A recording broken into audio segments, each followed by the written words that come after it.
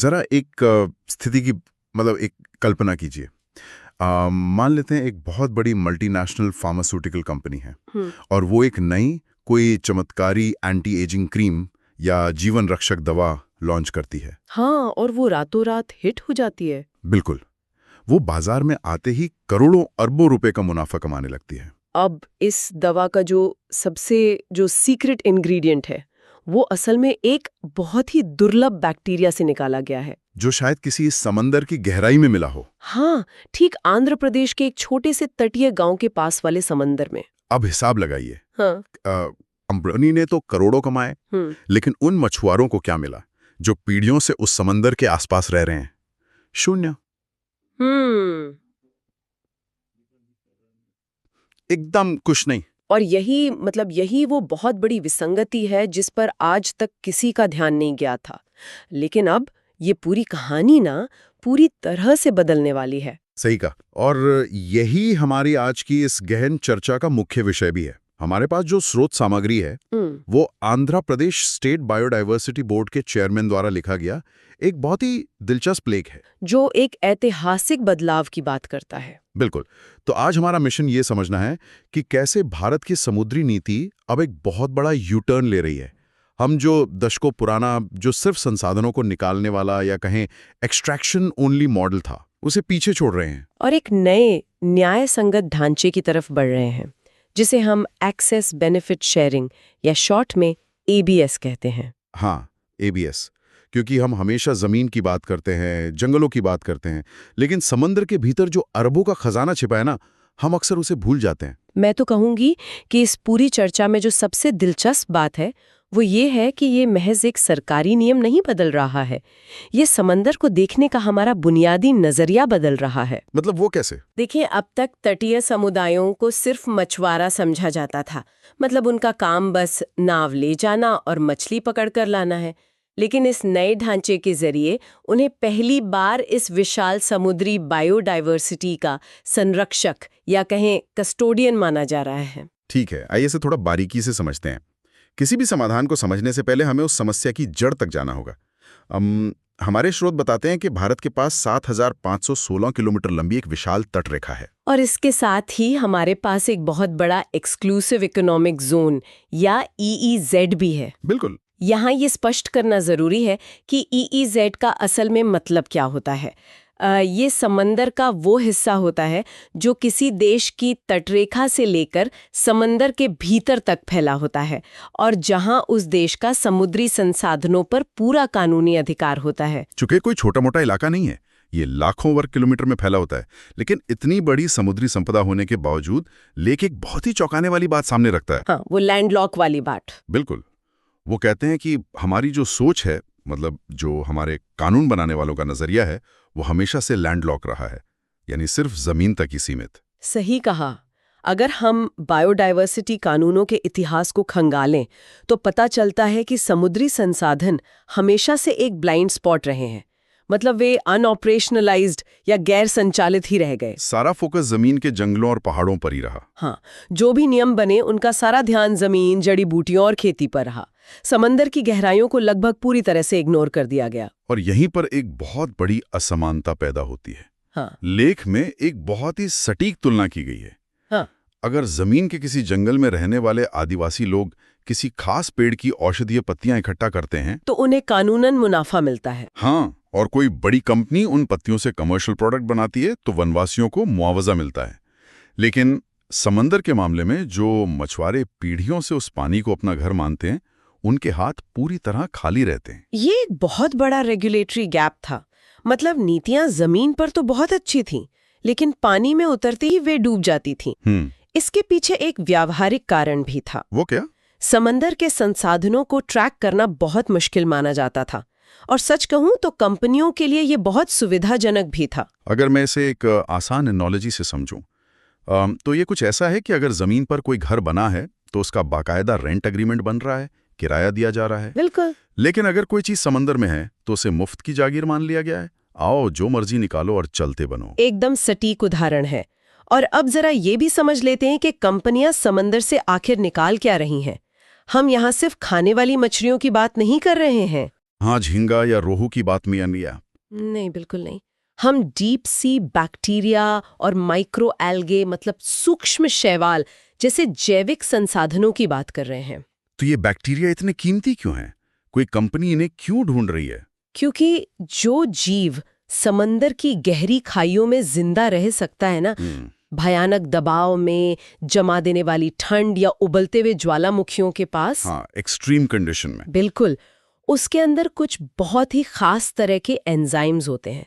इन्हीं एंजाइम्स का इस्तेमाल करके आज की आधुनिक कंपनियां शक्तिशाली औद्योगिक डिटर्जेंट या super effective skin care products बनाती है। नई तरह की दवाइयाँ भी। हाँ, ये अरबों डॉलर की इंडस्ट्री है जो पूरी तरह से मुफ्त के कच्चे माल पर चल रही थी। और यहीं से इस कहानी का दूसरा अध्याय शुरू होता है, समाधान का अध्याय।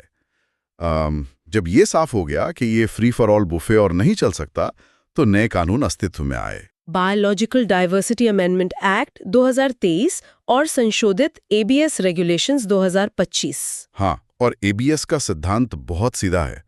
अगर कोई भी कमर्शियल कंपनी इन समुद्री जैविक संसाधनों से मुनाफा कमाती है, तो उस मुनाफे का एक तय हिस्सा उन स्थानीय समुदायों को वापस जाना ही चाहिए। बिल्कुल। ओके, यहां तक तो बात समझ में आती है। अगर कोई कंपनी समंदर से बैक्टीरिया का जार भरकर ले जा रही है, तो उसे पैसे देने होंगे। लेकिन यहां स्रोत में एक और शब्द का इस्तेमाल हुआ है जिसने मुझे सच में रुककर सोचने पर मजबूर कर दिया। आप डीएसआई की बात कर रहे हैं ना? हाँ, डिजिटल सीक्वेंस इंफॉर्मेशन या डीएसआई। ये इस पूरे नए कानून का सबसे क्रांतिकारी हिस्सा है, मैं बता रही हूँ। यहाँ बात सच में बहुत दिलचस्प हो जाती है। इसे समझने के लिए मेरे दिमाग में एक अजीब सी एनालॉजी आ रही है। मान लीजिए मेरी एक बेकरी है जो बहुत मशहूर केक बनाती है। अच्छा, चले मान लेते हैं। अब कोई मेरी बेकरी में आता है, वो मेरा बना हुआ केक नहीं चुराता, वो कोई सामग्री भी नहीं चुराता, वो बस चुपचाप मेरी तिजोरी से उस केक की सीक्रेट रेसिपी यानी उसका ब्लूप्रिंट, उसकी फोटो खींच लेता है। और फिर वो किसी दूसरे शहर में जाके अपनी बेकरी खोलता है, वही केक बनाता है और लाखों कमाता है। तो क्या पुराने कानूनों के हिसाब से ये चोरी नहीं थी? पुराने कानूनों के हिसाब से ये तकनीकी रूप से चोरी नहीं थी, क्योंकि उन्होंने कोई भौतिक संसाधन नहीं लिया, उन्होंने सिर्फ जानकारी ली। वाह। और यहीं पर जो डीप सी बायोडाइवर्सिटी है, उसके साथ भी खेल हो रहा था। आज के समय में वैज्ञानिकों को बार बार समंदर में गोता लगाने की जरूरत नहीं है। मतलब वो लैब में ही सब कर लेते हैं। बिल्कुल। अगर उन्होंने एक बार किसी बैक्टीरिया का डीएनए सीक्वेंस या उसका जेनेटिक कोड कंप्यूटर में फीड कर लिया, तो वे लैब के अंदर बैठे बैठे ही उसे सिंथेसाइज कर सकते हैं, मतलब उसे खुद बना सकते हैं। अच्छा, तो इसका मतलब है कि कंपनियां कह सकती थीं, अरे हमने तो समुंदर से कुछ निकाला ही नहीं, हम तो बस कंप्यूटर डेटा का इस्तेमाल कर रहे हैं। हाँ, ये एक बहुत बड़ा लूपहोल था। लेकिन जो नया डीएसआई ढांचा है, वो इस लूपहोल को पूरी तरह बंद कर देता है। वो कैसे? नया कानून स्पष्ट रूप से कहता है कि जेनेटिक ब्लूप्रिंट का इस्तेमाल करना भी उस संसाधन का इस्तेमाल करना ही है। भले ही आप भौतिक नमूने न लें, लेकिन अगर आप उस डिजिटल रेसिपी से मुनाफा कमा रहे हैं, तो भी आपको स्थानीय समुदायों को रॉयल्टी देनी ही होगी। एकदम सही। ये तो वाकई बहुत स्मार्ट है। लेकिन एक मिनट, कागज पर तो नियम हमेशा बहुत शानदार रखते हैं। सवाल ये है कि क्या ये आर्थिक रूप से काम करेगा? मतलब आप मुनाफे की बात कर रहे हैं? हाँ, क्योंकि अगर हम स्रोत सामग्री के आंकड़ों पर नजर डालें, तो वे हैरान करने वाले हैं। पिछले साल भारत का समुद्री निर्यात 62,408 करोड़ रुपए के पार पहुंच गया। और इसमें 60% से ज्यादा हिस्सेदारी अकेले आंध्र प्रदेश की थी। बिल्कुल। ये कोई छोटी रकम नहीं है। इसमें झींगा, हाई वैल्यू कैच और जैविक अर्क शामिल हैं। ये एक बहुत बड़ा उद्योग है जो इस पूरे तटीय अर्थशास्त्र को चलाता है। तो मेरा सवाल ये है कि इतनी बड़ी इंडस्ट्री जो अब तक बिना कोई पैसा दिए अपना काम कर रही थी, वो अचानक से अपना मुनाफा क्यों बांटने लगेगी? तो इस सब का असल मतलब क्या है? ये बहुत ही वाजिब सवाल है। क्या ये सिर्फ एक और सरकारी नियम बनकर नहीं रह जाएगा जिसे लोग नजरअंदाज कर देंगे? इसका जवाब ना सरकार के डंडे में नहीं, बल्कि ग्लोबल मार्केट के दबाव में छिपा है। अगर हम यूरोपियन यूनियन या अमेरिका जैसे बड़े बाजारों को देखें, तो वहां आज चीजें बहुत बदल गई हैं। मतलब कंज्यूमर अवेयरनेस आ गई है। बिल्कुल। आजकल जब कोई कस्टमर एक प्रीमियम स्किन क्रीम या कोई महंगी दवा खरीदता है, तो वो जानना चाहता है कि क्या इससे बनाने में पर्यावरण को नुकसान पहुंचाया गया है, क्या किसी गरीब समुदाय का शोषण तो नहीं हुआ। अच्छा, मतलब ये कि बाजार में अब एथिकल ऑडिट की बहुत डिमांड है। हाँ, और यहीं पर ये नया एबीएस मॉडल एक गेम चेंजर साबित होता है। ये सिर्फ एक टैक्स नहीं है। जब कोई निर्यातक इस नियम का पालन करता है तो सरकार उसे एक अनुपालन प्रमाणन या कंप्लायंस सर्टिफिकेशन देती है। पर क्या ये सर्टिफिकेशन वाकई में कंपनियों की मदद करता है या ये सिर्फ वेबसाइट पर चिपकाने के लिए एक ग्रीन वॉशिंग वाला स्टिकर है ताकि वो अच्छे दिख सके? अगर हम बड़ी तस्वीर को देखें तो ये सिर्फ दिखावा नहीं है, इसका सीधा असर मुनाफे पर पड़ता है। वो कैसे? इस एथिकल सर्टिफिकेशन के साथ भारतीय कंपनियां अंतर्राष्ट्रीय प्रीमियम बाजारों में प्रवेश कर सकती हैं, जहां उन्हें अपने उत्पादों की कहीं ज्यादा कीमत मिलती है। यूरोप के बाजार में बिना इस सर्टिफिकेशन के घुसना अब लगभग नामुमकिन होता जा रहा है। तो कंपनियों के लिए ये घाटे का सौदा नहीं है? बिल्कुल नहीं, ये ग्लोबल प्रीमियम मार्केट के दरवाजे खोलने की चाबी है। ये पूरी तरह से एक विन विन सिचुएशन है। कंपनियों को ज्यादा पैसे मिलते हैं और समुदायों को उनका हिस्सा। और लेख में इसका एक बहुत ही दिलचस्प अनुमान भी दिया गया है। अगर इस पूरे 62,000 करोड़ के निर्यात में से जो उच्च मूल्य वाला हिस्सा है उसका केवल 10% भी इस ABS मॉडल के दायरे में आ जाए तो बहुत भारी राजस्व पैदा होगा। जरा सोचिए, ये पैसा सीधे उन तटीय इलाकों में नए बुनियादी ढांचे बनाने, स्कूलों और छोटे मछुआरों के कल्याण में लगाया जा सकता है। अर्थशास्त्र के नजरिए से तो ये मॉडल बहुत मजबूत है, लेकिन नीतियां चाहे कितनी भी अच्छी क्यों ना हो, असली परीक्षा हमेशा इस बात की होती है कि उन्हें जमीन पर या इस मामले में पानी पर कैसे लागू किया जाता है। हाँ, इम्प्लीमेंटेशन। और यहीं पर Andhra Pradesh state biodiversity board का 2026 का रोड मैप सामने आता है। जी। लेख में बताया गया है कि बोर्ड इसे लागू करने के लिए एक पूरी तरह से डिजिटल वर्कफ्लो बना रहा है। वे बायोडायवर्सिटी के डेटा को एक स्विफ्ट मैकेनिज्म के जरिए सीधे आइस गेट सिस्टम और marine products export development authority के साथ लिंक करने वाले हैं। इन भारी भरकम तकनीकी शब्दों को थोड़ा आसान कर देते हैं। हाँ प्लीज। आइस गेट असल में हमारे कस्टम विभाग का एक डिजिटल टोल बूथ है।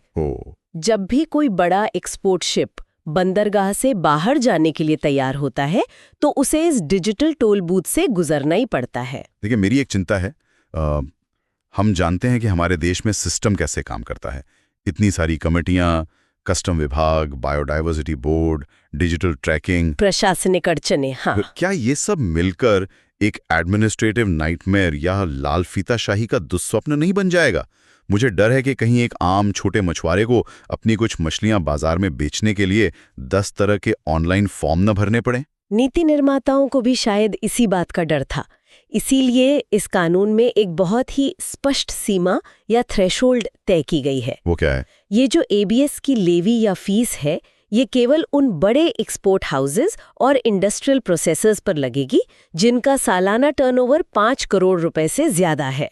रुको एक मिनट, कागज पर 5 करोड़ की सीमा सुनने में तो बहुत अच्छी लगती है, लेकिन जमीनी हकीकत कुछ और ही होती है। ये एक बहुत ही महत्वपूर्ण सवाल उठाता है। हाँ, मतलब जब कोई लोकल इंस्पेक्टर बंदरगाह पर चेकिंग करने आता है तो क्या वो सच में ये देखता है कि किसका टर्नओवर 5 करोड़ है और किसका 5 लाख? ये तो है। क्या ऐसा नहीं होगा कि छोटे पारंपरिक मछुआरों को भी बिना वजह परेशान किया जाए सिर्फ इसलिए क्योंकि वे उन्हीं पानी में मछली पकड़ रहे हैं जहां बड़ी कंपनियां काम करती हैं? ये एक बहुत ही प्रैक्टिकल चिंता है, लेकिन इसका समाधान उस डिजिटल लिंकिंग में ही है जिसके बारे में हमने अभी बात की। अच्छा। ये पूरी चेकिंग बंदरगाह के लोकल डॉक पर नहीं होगी। ये चेकिंग एक्सपोर्ट के लेवल पर आइस गेट के डिजिटल टोल बूथ पर होगी। ओके, तो मतलब जमीन पर कोई इंस्पेक्टर नहीं घूमेगा? बिल्कुल नहीं।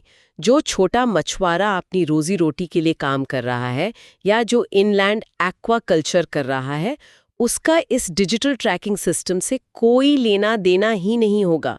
उसे पूरी तरह से इस प्रक्रिया से बाहर रखा गया है। सारा डेटा सीधे बड़े एक्सपोर्टर्स के सिस्टम से लिंक होगा? हाँ, जैसे जमीनी स्तर पर किसी तरह के उत्पीड़न की गुंजाइश ही खत्म हो जाए। अच्छा, तो मतलब चेकिंग का पॉइंट समुंदर का किनारा नहीं बल्कि एक्सपोर्ट का कंप्यूटर है। हाँ, ये एक बड़ी राहत की बात है। लेकिन एक और सवाल दिमाग में आता है। पूछिए। जो पैसा इन बड़ी कंपनियों से इकट्ठा होगा, उसकी क्या गारंटी है कि वो सही लोगों तक पहुंचेगा? अक्सर ऐसा होता है कि ऐसा पैसा सरकारी खजाने के किसी बड़े से कुएं में गिरकर गायब हो जाता है। इसी को रोकने के लिए राज्य स्तर पर एक विशेष समिति बनाई जा रही है जिसमें जीव विज्ञानी और नियामक शामिल होंगे। उनका काम क्या होगा? इस समिति का मुख्य काम यही ट्रैक करना है कि जो एक रुपया ABS फंड में आ रहा है वो किसी अनाम सरकारी खाते में न जाए। मतलब उसे सीधा टारगेट किया जाएगा। बिल्कुल, वो पैसा ठीक उसी विशिष्ट तटीय समुदाय के पास वापस जाना चाहिए जहां से वो जैविक संसाधन निकाला गया था। इसे एक बहुत ही टारगेटेड और पारदर्शी प्रक्रिया बनाने की कोशिश की जा रही है। अगर यह सब अपनी योजना के अनुसार काम करता है तो ये वाकई एक बहुत बड़ा बदलाव साबित हो सकता है।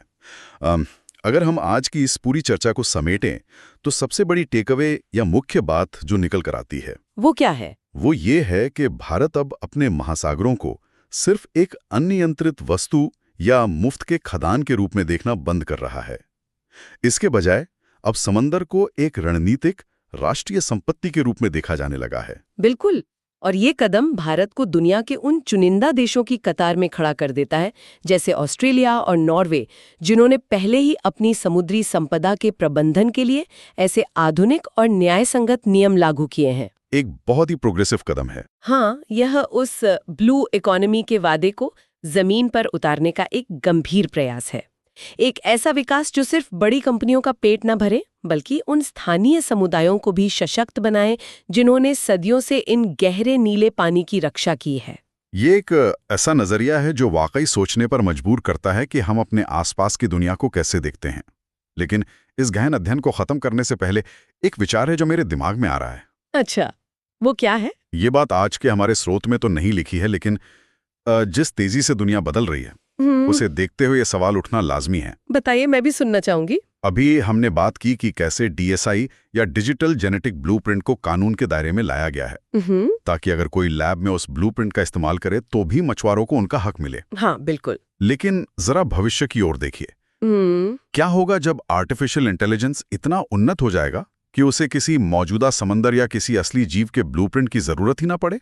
उफ, ये तो बहुत ही गहरा सवाल है। क्या होगा अगर एआई खुद से ही लैब के अंदर पूरी तरह से नए और काल्पनिक समुद्री जेनेटिक सीक्वेंस का आविष्कार कर ले जो समंदर में कभी थे ही नहीं? ये तो साइंस फिक्शन जैसा लगता है, लेकिन जिस तरह से तकनीक आगे बढ़ रही है ये बहुत जल्द एक हकीकत हो सकता है। ठीक कहा।